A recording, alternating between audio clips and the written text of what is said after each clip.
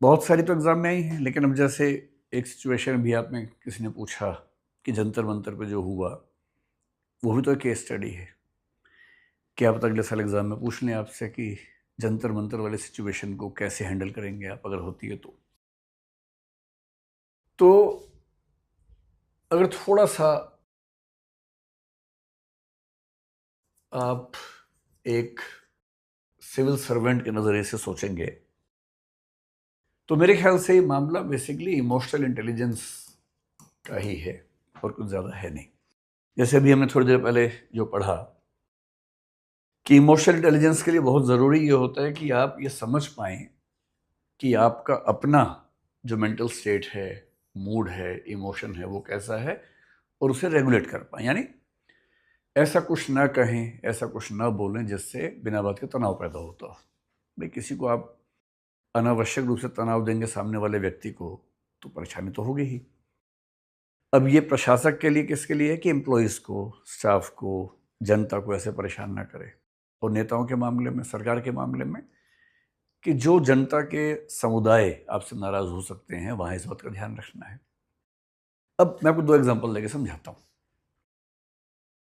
Judiciary का बड़ा सम्मान करना चाहिए, मैं करता भी हूँ, लेकिन अगर मैं अपने वर्तमान चीफ जस्टिस ऑफ इंडिया जो हैं, सूर्यकांत जी, अगर 2 इंसिडेंट्स की बात करूँ। ये जो आंदोलन है, आंदोलन तो बहुत पीछे से इसकी बैकग्राउंड बन रही थी। कई साल से कई पेपर लीक हुए, बच्चे नाराज़ हैं और ऐसा नहीं कि मामला केवल नीट का है। नीट तो एक चेहरा बन गया है इस चीज़ का। पेपर तो और भी लीक हो रहे हैं, एसएससी में भी हुए, कई एग्ज़ाम हुए ही नहीं, यूजीसी का हुआ। तो धीरे-धीरे एक माहौल ऐसा बन गया कि पेपर लीक हो रहे हैं, सरकार कुछ कर नहीं रही। कई पेपर ऐसे हैं जो राज्य सरकारों में लीक हुए, पर जब जनता नाराज़ होती है, वो ये नहीं सोचती कि पेपर किसका लीक हुआ, बस ये कि माहौल है कि पेपर लीक हुए। नीट 2026 ने इस माहौल को गहरा कर दिया। 20 बच्चों के आसपास जिन्होंने सुसाइड कर लिया, उस बात से माहौल और ख़राब हो गया, क्योंकि बच्चों की मौत इससे बुरा क्या हो सकता है? तो समाज में तनाव था। मेरा ख्याल है कॉकरोच जनता पार्टी को नीट मामले से बुनियादी तौर पे कोई सीधा मतलब नहीं था। आप अगर इंसिडेंट्स की क्रोनोलॉजी देखें, तो कैसी चीज़ें बिगड़ती हैं, सरकार के लिए भी, ब्यूरोक्रेसी के लिए भी।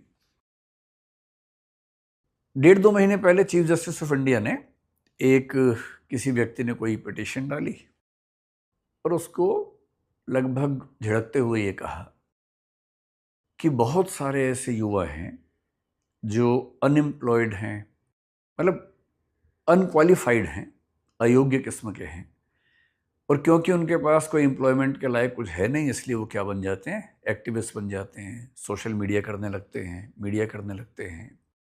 और साथ में कहा कि वो लोग पैरासाइट्स हैं या कॉकरोचेस हैं। अब ये स्टेटमेंट अगर ना होती तो कॉकरोच जनता पार्टी भी ना होती। और इसका मतलब ये हुआ कि एक बहुत ऊंचे पद पर बैठे हुए व्यक्ति के मुंह से निकला एक वाक्य कितना भारी पड़ सकता है। आप लोग कल को सिविल सर्वेंट्स बनेंगे, आईएएस बनेंगे, कलेक्टर बनेंगे, एसपी बनेंगे।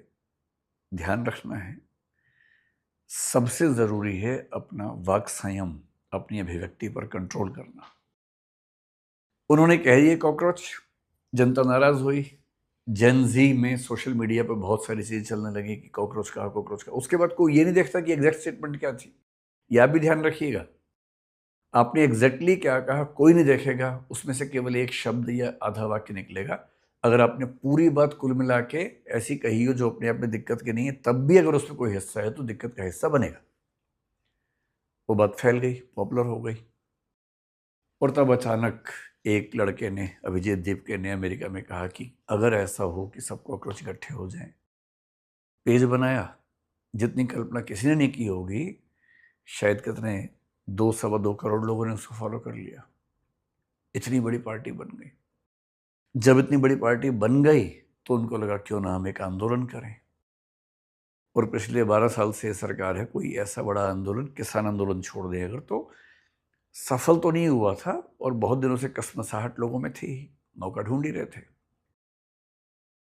तो नीट का पेपर लीक होना, कुछ बच्चों का सुसाइड करना, एक ऐसा आधार मिल गया जिसने बहुत सारी बेचैनियों को इकट्ठा कर दिया। इसलिए अगर आप सोचते हैं कि जंतर मंतर पे केवल नीट वाले बच्चे आएंगे, ऐसा नहीं है। उसमें तो हर तरह के लोग आएंगे। इस आंदोलन के जो 3-4 नेता हैं उनमें से कौन नीट वाला है? कोई नहीं है। वो तो जो समाज में बहुत लोग अलग अलग वजहों से नाराज हैं, उन सबकी नाराजगी को एक मंच मिलने वाली बात है। और इसकी शुरुआत कहाँ से हो रही है? एक ऐसे कथन से जिससे बचा जा सकता था। मैं सोचता हूं कि अगर एक ऐसा कथन उनके देने से इतनी बड़ी पार्टी बन गई नाराजगी में, तो उन्हें बहुत केयरफुल हो जाना चाहिए था कि ऐसी गलती फिर ना हो। पर कल मैंने फिर एक स्टेटमेंट सुनी है कि जो जंतर मंतर पे पुलिस की हिंसा हुई और उसके बाद एक पिटीशन वहां पर हुई कि पुलिस को रोका जाए, उसकी जांच की जाए, ऐसी कुछ पिटीशन हुई। अब मान लीजिए कि सुप्रीम कोर्ट में चीफ जस्टिस की अपनी बेंच थी, 3 जजेस की शायद थी बेंच। मान लीजिए उनको यही कहना था कि भाई इस मामले को हाई कोर्ट में ले जाओ, सुप्रीम कोर्ट में मत लेके आओ। ठीक है, प्रोसीजरल ऐसा मामला हो सकता है कि इसको हम नहीं देखेंगे, हाई कोर्ट देखेगा, और हाई कोर्ट की बिल्डिंग में पड़ोस में ही वहीं चले जाओ। पर ये बात कहने के कई तरीके हो सकते थे। एक तरीका क्या हो सकता था कि your petition seems to be logical, आपकी बात ठीक लग रही है, लेकिन इसके लिए सही मंच जो है वो दिल्ली हाई कोर्ट है, न कि हम हैं।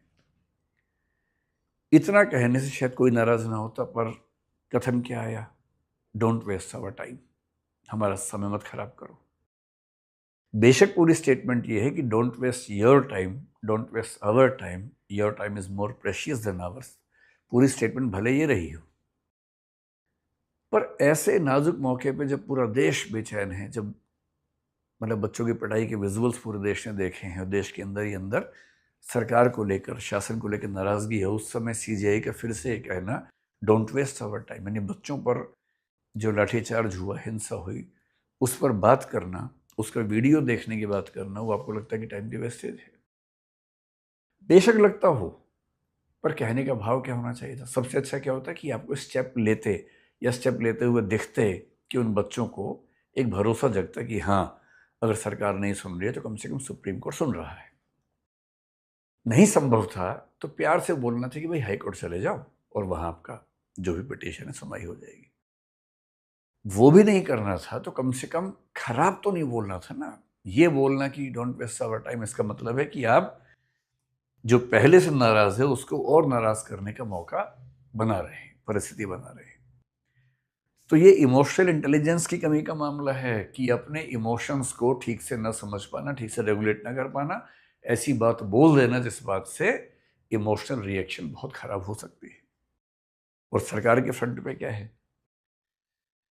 सरकार के फ्रंट पे ये है कि सरकार की एक जिम्मेदारी है कि मतलब जैसे हमारे लेवल पे होता है कि मैं दूसरे व्यक्ति के इमोशंस को भी समझ सकूं, मनस्थिति को, मूड को समझ सकूं, और ऐसी कोई हरकत ना करूं, ऐसी कोई बात ना कहूं जिससे उसको बिना बात के परेशानी बढ़े, तनाव बढ़े। ध्यान रखना पड़ता है।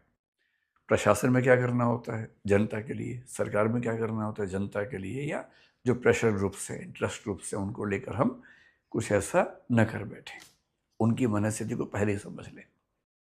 यहाँ सरकार से जो गलतियां हुई, पहली बात तो सरकार सही समय पर भांप नहीं पाई कि नाराजगी या बेचैनी का स्तर क्या है। हम ही नहीं भांप पाए। हम तो खैर, हमारे पास इतना तंत्र नहीं है कि आईबी हमारे पास हो और सब चीज़ें हमारे पास हो, लेकिन मेरा भी ख्याल था कि शायद बहुत होगा तो क्या 2-4-5 हज़ार लोग आ जाएंगे। सरकार के पास तो आईबी है, सरकार के पास तो और भी तरीके हैं जानने के। सरकार भी नहीं भांप पाई कि नाराजगी इतनी ज्यादा है कि शायद लाखों की संख्या इकट्ठी हो जाएगी। और जब एक मूवमेंट शुरू होता है तो उसके बाद जितने लोग नाराज हैं किसी किसी वजह से, ये विपक्ष के दल, वो सब उसके अंदर शामिल हो ही जाते हैं। ये तो हमेशा होता है, चाहे इस सरकार के खिलाफ हो, चाहे पहले की सरकारों के खिलाफ हो, ये तो हमेशा होता है। अब स्थिति क्या है? अब स्थिति ये कि सरकार नाराजगी बच्चों की नहीं समझ पाई, आंदोलन खड़ा हो गया। अब सरकार को करना ये है कि इस स्थिति को रेगुलेट कैसे करे, और रेगुलेट करने का तरीका है कि उनको समझा बुझा के कैसे शांत करें। सरकार ने कोशिश की कि किसी तरह से इस्तीफे वाली बात से मामला हट जाए, जैसे कि सोनम वांगचुक की स्टेटमेंट से ऐसा लगा भी। पर ये बच्चे अड़ गए हैं कि हम तो इस्तीफा लेके मानेंगे। सरकार के सामने दुविधा क्या है? एक तो धर्मेंद्र प्रधान, ये सरकार के लिए बड़े क्रूशियल मिनिस्टर हैं, तो सरकार हर तरह से कोशिश कर रही है कि इस्तीफा ना देना पड़े। वो ओबीसी का बड़ा चेहरा है, ओडिशा में इतने साल के स्ट्रगल के बाद मुख्यमंत्री इस पार्टी का बना, उसकी बड़ी भूमिका उनके पास रही। वो सब बातें एक तरफ है। शिक्षा मंत्री के तौर पर बाकी मामलों में शायद उनका काम बाकी पहले के मंत्रियों से बेहतर है, वो भी एक पक्ष सरकार के पास हो सकता है। पर अब सवाल ये रहा नहीं है। ये सवाल तो तब है जब कोई ऐसा मुद्दा ना फंसे। अब तो ये साख की लड़ाई हो गई है, नाक की लड़ाई हो गई है। और जो सरकारें बहुत कॉन्फिडेंस में होती हैं वो आमतौर पर इस्तीफे देती नहीं हैं। पिछले साल मेरे ख्याल से राजनाथ सिंह साहब ने एक स्टेटमेंट दी थी कि यूपीए की सरकार नहीं, एनडीए की सरकार है, यहाँ इस्तीफे नहीं होते मंत्रियों के। ये स्टेटमेंट दी थी उन्होंने। कोई भी सरकार जब कॉन्फिडेंस में होती है तो इस्तीफा नहीं देना चाहती है किसी मंत्री का, क्योंकि उससे इकबाल कमज़ोर होता है, उससे एक मैसेज कन्वे होता है सब लोगों को कि ये सरकार झुकाई जा सकती है, बस तुम एक मोर्चा बढ़िया सा बनाओ, आंदोलन बनाओ, सरकार झुक जाएगी, ये मैसेज कन्वे होने लगता है। तो सरकार तो पूरी कोशिश करती है, करेगी कि इस्तीफा न हो। आंदोलन करने वाले इससे नीचे मानने को ही तैयार नहीं है। तो अब ये मामला नाक की लड़ाई जैसा, साग की लड़ाई जैसा है। अब इसमें होगा क्या, कहना बड़ा मुश्किल है क्या होगा। सरकार अपने तरीके से कोशिश करेगी, आंदोलन अपने तरीके से करेगा। आंदोलन के पीछे समर्थन सारे विपक्षी दोनों का हो गया है, तो अब ये तनाव ठीक ठाक रहेगा। इतना बड़ा मामला हो जाएगा, संभावना शायद सरकार को नजर नहीं आई थी, पर ये हो गया है। अब हो गया है तो क्या करना चाहिए। मेरा अपना मानना है कि जब सरकार किसान बिल लेके आई थी तब भी दुविधा ये थी कि किसान बिल को लोगों से बात करके, विमर्श करके क्यों नहीं लेके आए थे, क्यों अचानक पास करवा लिया। 1 साल से ऊपर समय तक आंदोलन चला, सड़कें जाम रही, अंत में सरकार को पीछे हटना पड़ा। तो ऐसा नहीं है कि सरकारों को पीछे हटना कोई बहुत बुरी बात है, कभी कभी ऐसा हो जाता है। सिचुएशन, आपने जो सोचा था सिचुएशन वैसी नहीं है, चीज़ें बहुत बिगड़ गई हैं, तो पीछे हटना भी कोई बहुत बुरा विकल्प तो है नहीं। भाई अंततः बच्चे तो देश के बच्चे हैं ना, वो कांग्रेस के बच्चे हैं या बीजेपी के बच्चे हैं ऐसा तो है नहीं, देश के बच्चे हैं।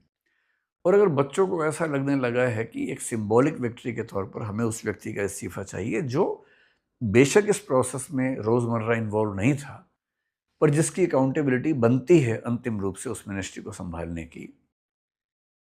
मतलब मेरा ख्याल है कि अगर मैं उस जगह होता या कोई और व्यक्ति शायद होता तो इस्तीफा कोई मांगे इसकी जरूरत ही नहीं थी। ऐसी घटना 2-4 बार हो गई, इस्तीफा अपनी ओर से दे देना चाहिए। और पहले हमारे देश में ऐसी परंपरा नहीं है, बहुत लोगों ने इस्तीफे दिए हैं। रेल की एक दुर्घटना होती थी, रेल मंत्री का इस्तीफा होता था। हमने ऐसा, जब हम स्कूल कॉलेज में रहे, ऐसी कई घटनाएं हमने देखी हैं। तो अब सरकार क्या करेगी, देखिए ये सरकार की इमोशनल इंटेलिजेंस की एक परीक्षा है। और मेरा ख्याल है कि अगले 1 आध साल में ऐसा कोई प्रश्न केस स्टडी के चेहरे में थोड़ा घुमा फिरा के आपके सामने आएगा और अगले 8-10 दिन में शायद कोई फैसला निकले। लेकिन इमोशनल इंटेलिजेंस में एक फॉर्मूला ये भी होता है, बड़े युद्ध जीतने के लिए छोटी मोटी लड़ाइयाँ हार जाना ठीक रहता है। और यदि कोई छोटी मोटी लड़ाई इतनी बड़ी हो जाए कि उससे सब कुछ खत्म हो सकता हो, तो कभी कभी अपमान का घूंट पी के, या ये मान के कि अंततः बच्चे तो सारे देश के बच्चे हैं, एक आध स्टेप पीछे लेना कोई बहुत बुरी बात नहीं है। मेरी समझ में इससे देश के बच्चों के बीच में एक बड़ा अच्छा मैसेज भी जाएगा कि सरकार हमारी बात सुनती है, समझती है और समाधान करने में तत्पर रहती है। बाकी तो जो होगा सो होगा, आप भी देखेंगे, हम भी देखेंगे। और आप में से एक बच्चा पूछ रहा था कि सर हम आंदोलन में जाएं कि ना जाएं। भाई आप सबकी उम्र 18 साल से ज़्यादा है, अब छोटे बच्चे तो हैं नहीं। तो ये अपने विवेक से आपको तय करना है।